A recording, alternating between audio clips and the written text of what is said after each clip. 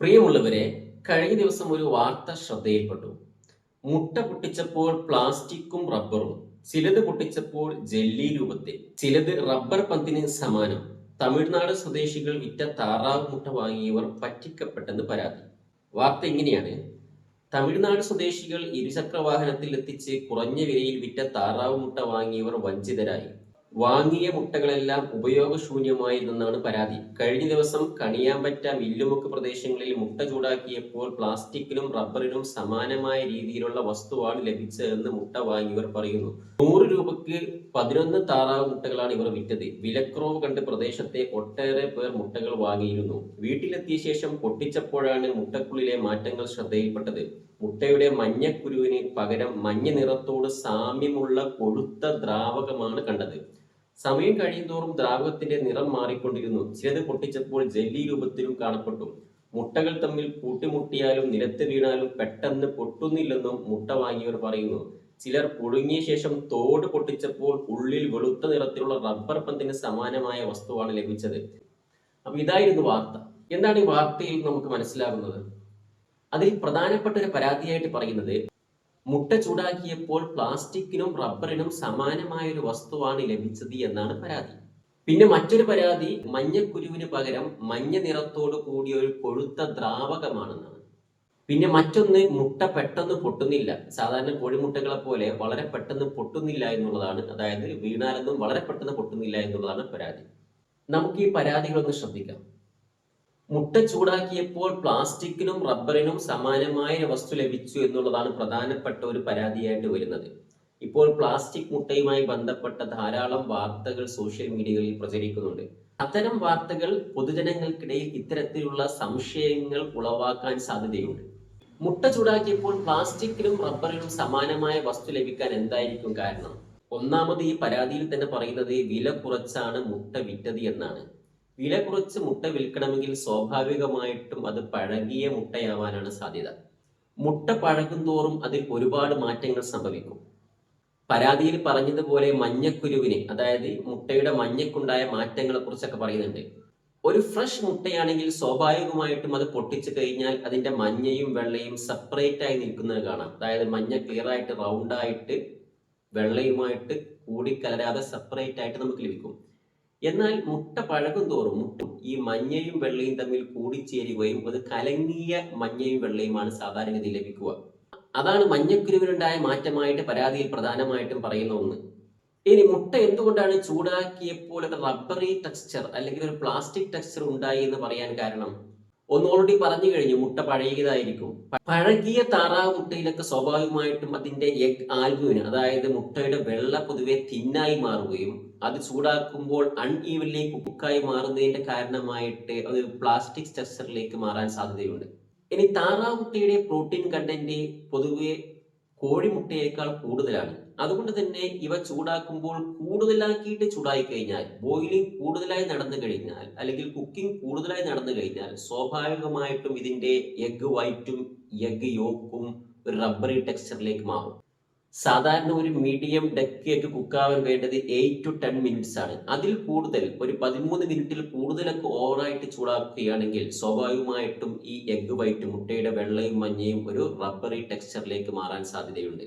അതുപോലെ തന്നെ ഓവർ ടെമ്പറേച്ചറിൽ, കൂടുതൽ ചൂടിലാണ് ഇത് കുക്ക് ചെയ്യുന്നതെങ്കിൽ അവിടെയും ഇത്തരത്തിലുള്ള മാറ്റങ്ങൾ വരാൻ സാധ്യതയുണ്ട്.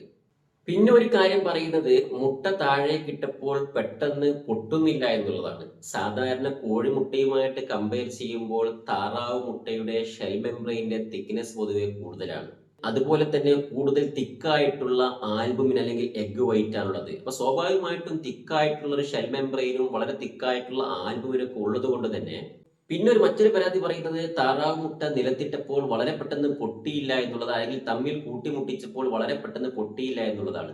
താറാവ് മുട്ട കോഴിമുട്ടയുമായിട്ട് കമ്പയർ ചെയ്യുമ്പോൾ പൊതുവെ താറാവ് മുട്ടയുടെ ഷെല്ല് കോഴിമുട്ടയിലേക്കാൾ തിക്നെസ് കൂടുതലാണ്, അല്ലെങ്കിൽ അതിൻ്റെ അകത്തുള്ള കാൽസ്യം അടക്കമുള്ള മറ്റു മിനറൽസിന്റെ ഒക്കെ ക്വാണ്ടിറ്റി കൂടുതലാണ്. അപ്പൊ കൂടുതൽ തിക്കായിട്ട് അല്ലെങ്കിൽ കൂടുതൽ ഉറപ്പുള്ള ഷെല്ലാണ് പൊതുവെ താറാവ് മുട്ടക്കുള്ളത്. അതിന് പുറമെ തന്നെ ഷെല്ലിന് താഴെ കാണപ്പെടുന്ന ഷെൽ മെംബ്രെയിൻ ഉണ്ട്. ആ ഷെൽ മെംബ്രെയിൻ പൊതുവെ കോഴിമുട്ടയേക്കാൾ കൂടുതൽ തിക്നെസ് ഉള്ള ഷെൽ മെംബ്രെയിൻ ആണ്. അതുപോലെ തന്നെ താറാവ് മുട്ടയുടെ വെള്ള അല്ലെങ്കിൽ എഗ്, ആൽബുമിൻ പൊതുവെ തിക്നെസ് കൂടുതലാണ്. ഈ കാരണങ്ങൾ കൊണ്ടൊക്കെ താറാവ് മുട്ട കോഴിമുട്ടയേക്കാൾ വളരെ പെട്ടെന്ന് പൊട്ടാൻ സാധ്യതയില്ല. ഇനി വേറെയും ചില കാര്യങ്ങൾ വരുന്നത് എന്താ വെച്ചാൽ താറാവ് മുട്ട അല്ലെങ്കിൽ ഇത്തരത്തിലുള്ള മുട്ട വെള്ളത്തിലിട്ടപ്പോൾ പ്ലാസ്റ്റിക് പോലെ പൊങ്ങിക്കിടക്കുന്നു എന്നുള്ളതാണ്. അതിന്റെ പ്രധാനപ്പെട്ട കാരണം മുട്ട പഴകും തോറും മുട്ട വെള്ളത്തിൽ പൊങ്ങിക്കിടക്കാനുള്ള സാധ്യത കൂടും. അത് നിങ്ങൾക്കൊരു മുട്ടയുടെ ഒരു എക്സ്പെരിമെന്റ് ചെയ്ത് നോക്കിയാൽ മനസ്സിലാവും. ഫ്രഷ് ആയിട്ടുള്ള മുട്ടയാണെങ്കിൽ വെള്ളത്തിൽ നന്നായിട്ട് താന്നു ഹൊറിസോണ്ടലായി കിടക്കും. എന്നാൽ കുറച്ചൊന്ന് പഴക്കം വന്നു കഴിഞ്ഞാൽ മുട്ട വെള്ളത്തിലിട്ട് കഴിഞ്ഞാൽ സ്വാഭാവികമായിട്ടും അത് താഴ്ന്നു കിടക്കുമെങ്കിലും അത് ജസ്റ്റ് ഒന്ന് വെർട്ടിക്കൽ പൊസിഷനിലേക്ക് മാറും. ഇനി വളരെ പഴകിയ മുട്ടയാണെങ്കിൽ അത് വെള്ളത്തിൽ ഫ്ലോട്ട് ചെയ്ത് കിടക്കുന്നത് കാണാം. വെള്ളത്തിൽ പൊങ്ങിക്കിടക്കുന്ന മുട്ട കാണുമ്പോൾ സ്വാഭാവികമായിട്ടും ഇതൊരു പ്ലാസ്റ്റിക് മുട്ടയാണോ എന്ന് സംശയിക്കാനുള്ള സാധ്യതയുണ്ട്. ഇനി മറ്റൊരു കാര്യം പറയാൻ പൊതുവെ മുട്ട പൊട്ടിച്ച് അതിൻ്റെ അകത്തുള്ള മെംബ്രെയിൻ കത്തിച്ചപ്പോൾ അത് പ്ലാസ്റ്റിക് പോലെ അല്ലെങ്കിൽ പേപ്പർ പോലെ കത്തുന്നതായിട്ട് കാണപ്പെടുന്നു ചില ആളുകൾ പറയാറുണ്ട്. അതായത് മുട്ടയുടെ പഴക്കം കൂടുന്തോറും മുട്ടക്കകത്തുള്ള ഷെൽ മെംബ്രെയിൻ ഡ്രൈ ആയിട്ട് മാറും. അതായത് ഈ മുട്ടത്തൊടിൽ ധാരാളമായിട്ട് സുഷിരങ്ങളുണ്ട്. പഴക്കം കൂടുന്തോറും ഈ സുഷിരങ്ങളിലൂടെ മുട്ടക്കകത്തുള്ള മോയിസ്ചർ കണ്ടന്റ് അല്ലെങ്കിൽ ഈർപ്പം പുറത്തേക്ക് പോവുകയും ഈ ഷെൽ മെംബ്രെയിൻ കൂടുതൽ ഡ്രൈ ആവുകയും ചെയ്യും. അപ്പോൾ സ്വാഭാവികമായിട്ടും ഫ്രഷ് മുട്ടയുടെ ഷെൽ മെംബ്രെയിൻ കത്തിച്ചു കഴിഞ്ഞാൽ പെട്ടെന്ന് കത്തില്ല, കാരണം അതിൻ്റെ അകത്ത് മോയിസ്ചർ കണ്ടന്റ് കൂടുതലാണ്.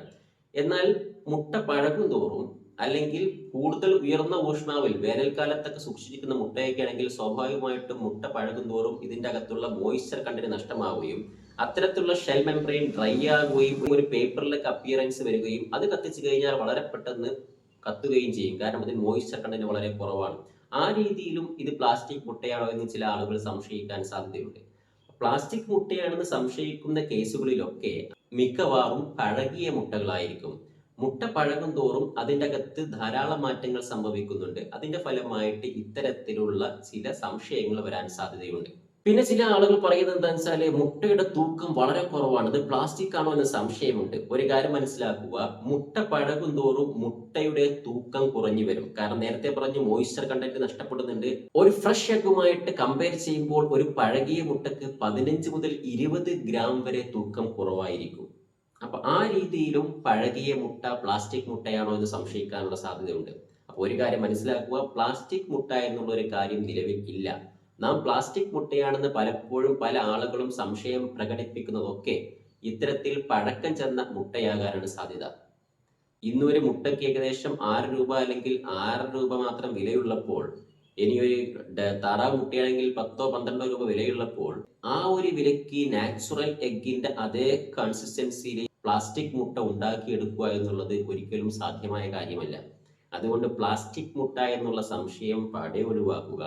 മുട്ടകൾ പഴകുമ്പോഴാണ് ഇത്തരത്തിലുള്ള ചില മാറ്റങ്ങൾ മുട്ടകളിൽ കാണുന്നത്. അതുകൊണ്ട് പഴകിയ മുട്ടയും ഫ്രഷ് മുട്ടയും തമ്മിൽ തിരിച്ചറിയാൻ കഴിഞ്ഞാൽ നമുക്ക് ഈ സംശയങ്ങൾ ദൂരീകരിക്കാൻ കഴിയും. ഫുഡ് സേഫ്റ്റിയുമായി ബന്ധപ്പെട്ട കൂടുതൽ നല്ല വിവരങ്ങളുമായി നമുക്ക് വീണ്ടും കാണാം. താങ്ക്